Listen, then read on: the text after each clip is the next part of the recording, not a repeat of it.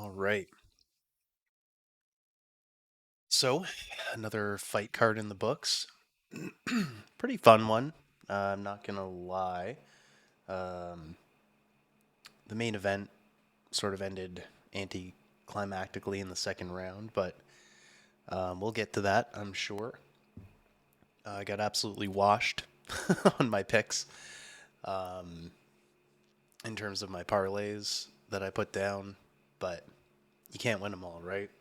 It's one of the most unpredictable sports in the world.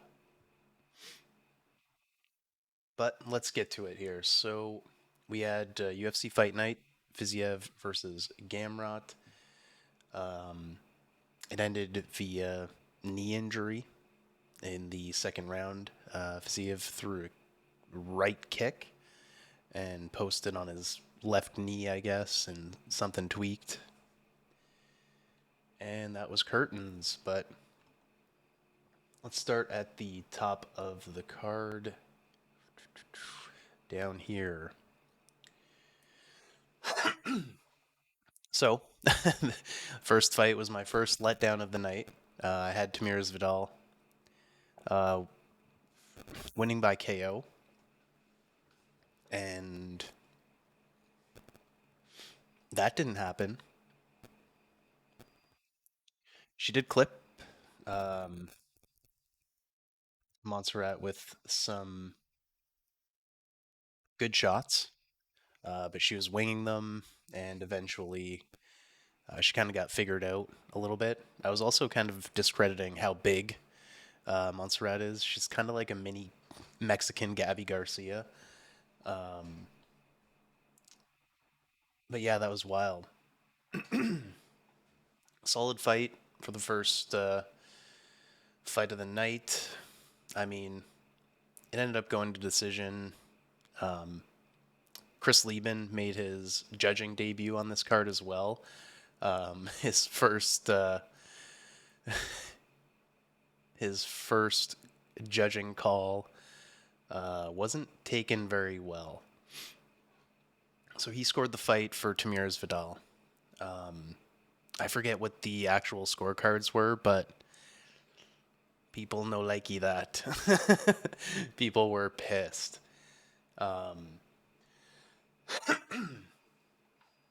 Anyways, we move on. Uh, it's cool to see an ex fighter in a judging role. Was Lieben the right choice to sort of break that ground? I don't know, but in any event, I I didn't keep track of the rest of his fights. What was the other one he was supposed to call? Like Ramos or Ramos Jourdain. I forget which one. But anyways, we move on. Mizuki versus Hannah Goldschmidt or Hannah Goldie. Um, Not much to say about this one. Um, Mizuki was a huge favorite coming in. Took her a little while to sort of get going. Um, Obviously, it was tough to combat the strength. It seemed like all Hannah wanted to do was hold her up against the cage. Um, she got through with some decent strikes, but overall, um, I had it. Yeah, there's a case for maybe 2-1 Mizuki, but realistically, I don't know. I would say 3-0 wouldn't for Mizuki wouldn't have been a terrible call either. But we move on to the next fight, the big boys. I was expecting more out of this fight, to be completely honest. There was that crazy exchange at the weigh-ins. It was looking to be in Collier's favor until he got poked in the eye. I believe the point he got poked in the eye, he already had a cut under his right eye, but it wasn't too bad, and he was having some success on the feet. Um, yeah, it's unfortunate that that eye poke happened because I feel like that really turned the tides. It could have been a combination of that and maybe Collier's gas tank, but I feel like if he had 100% eyesight, the decision could have went a different way. But in the end, Muhammad Usman gets it, and we move on. Another weird one. I mean, understandable because when Malkoun had his back, I mean, he was just sort of hitting him in the back of the head, you know? And then there was that massive elbow. Obviously, it's hard to not hit someone in the back of the head when you've got their back and you're punching them in the head. Because obviously the back of their head is facing you, but yeah, pretty egregious. Do I think Cody may have been able to continue there? Perhaps. Do I blame him for not continuing? Not really. So, uh, 425. Yeah, so like over a 4-1 underdog. I did a calculation actually before I started this stream. If you had made a parlay on just the fight lines, no like specific outcome, like no by knockout in the second round or by decision, no like just one fighter to win over the other. If you did a parlay for the 5 dogs that won on this card, if you bet $10, you would have made 21,000. Or $10 to win 2,100, maybe. I think it was only 2,100.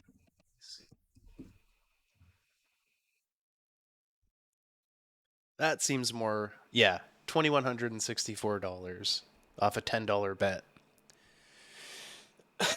which is pretty good. Anyways, we move on. This was what we expected it to be, right? Fialio's always game. Tim Means is also always game. He throws hard. He's really long.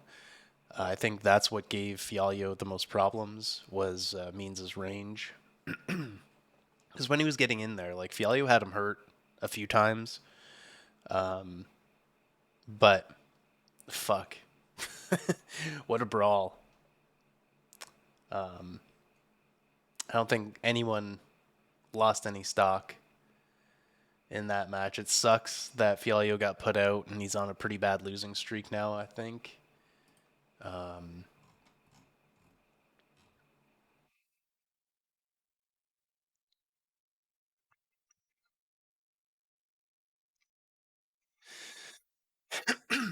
Not good. Not good. You don't usually see fighters continuing in the UFC, especially as lower profile, I guess, of a name in Fialio. I don't know what they do with him. I hope they keep him because he's definitely a solid contender. Um, I don't know. I don't know what they do with the boy, but it was a solid fight, and we move on. Miles Johns and Dan Argetta. This was another fun fight.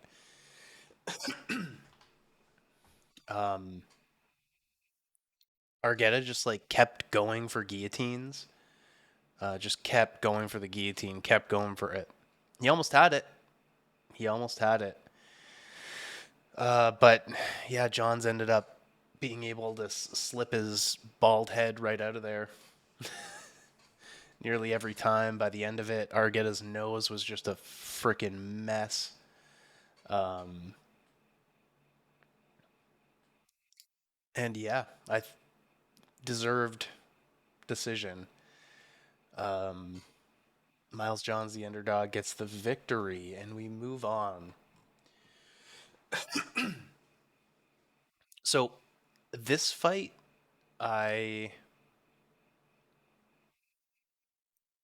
think I stepped away to get a drink or something like that. So the first minute or so of the fight, I was not paying attention. But yeah, 3 minutes and 12 seconds into the first, Jourdain gets the win. I think it was a rear naked choke, right? Um,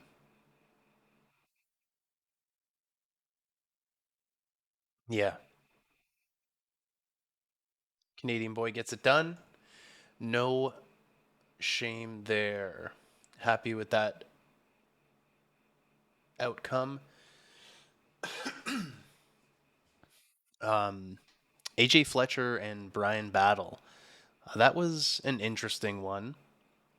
It was a very interesting one. Fletcher obviously had the power advantage. Um, kind of looked like kind of looked like a bald Mike Chandler out there. Um, but yeah, it was a decent fight. Battle deservedly the favorite, and yeah, he had to overcome a little bit of adversity, I suppose, but he ended up getting it done. And then we move on to the massacre of the night.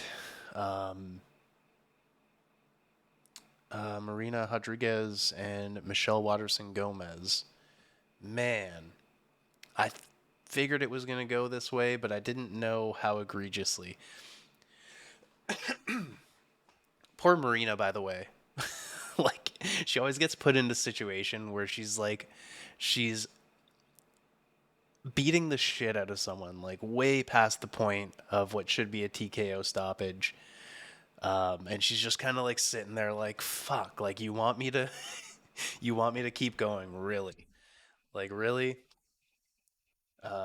Carrie Hatley, I think, was the ref in that one, and there were a couple of times that he could have probably stopped that. I know you want to let Michelle go out on her shield, but she's a 2.5 to 1 underdog coming into the contest, and she was just getting beat so bad. I don't know. Sometimes you just got to show some mercy. Whew, fuck. It was a tough one to watch. Uh, Bryce Mitchell and Danny Gay. Bryce coming out with the Bible. I've never seen that in a pre-fight stare down. But he walks out with the Bible and just yells freedom. It's wild. Realistically, I'm surprised that this fight went as long as it did. I think any other ringside physician would have probably called that, right? Because he had zero vision out of that eye. It was completely closed, and the hematoma was on the eyelid, right? So if that were to burst, that'd be pretty devastating. Um, so yeah, that was surprising. I was very surprised that they let that go as long as it did. I thought Ige could have very well got a doctor stoppage victory on either of the times that the doctor was called in to inspect the eye. Man, that looked so bad. But alas, they didn't stop it. Bryce finally secured his takedown and and got the victory. Um,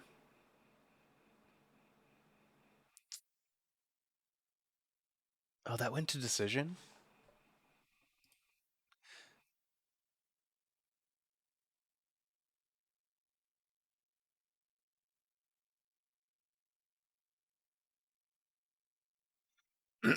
Yeah, I mean he got a lot of takedowns, but I feel like if we're judging based on damage,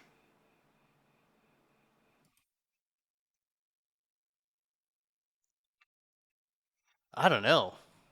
Unanimous decision? I need to look that one back. Uh, because although there were takedowns, although there were sub attempts, potentially even near finishes in there, um, the damage edge was was clearly in Ige's favor. That's a weird one. I gotta watch that one back.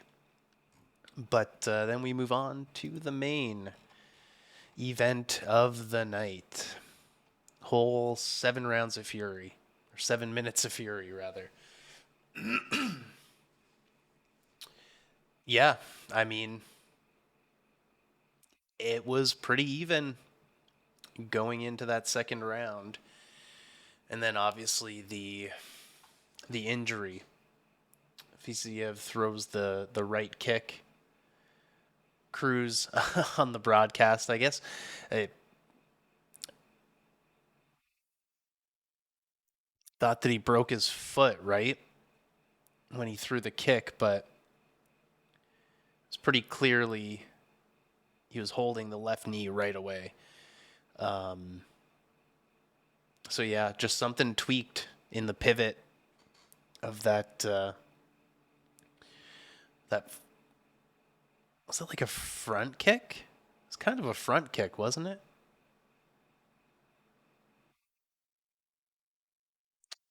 But yeah, unfortunate. I'm not sure the fight would have gone any differently had it continued. Well, obviously the fight would have gone a little bit differently, but the outcome rather. I think Gamrot probably would have ended up winning on control time, um, and maybe some sub attempts. I really can't say. It's tough to speculate when something ends so soon. But I mean, the numbers were pretty even uh, at the time that it was called off. But yeah, it's an unfortunate outcome in the main event there, but overall a decent night of fights. Where was it that I started to get a little sleepy? I think it was the Malkoon and Brundage fight. I'm like, I need to really up up my caffeine intake here. But yeah, it's a very unpredictable sport. Props to you if you ended up making that underdog parlay. Kind of wish I did, but in any event, um, that's where we're gonna end it off here. Um, Solid night of fights. I didn't get a chance to watch anything to do with Bellator. Um, and who really cares? Because no one's tuning into it anyway. But, anyways, I love you guys, and I will see you in the next one. All right. Be good. Bye bye.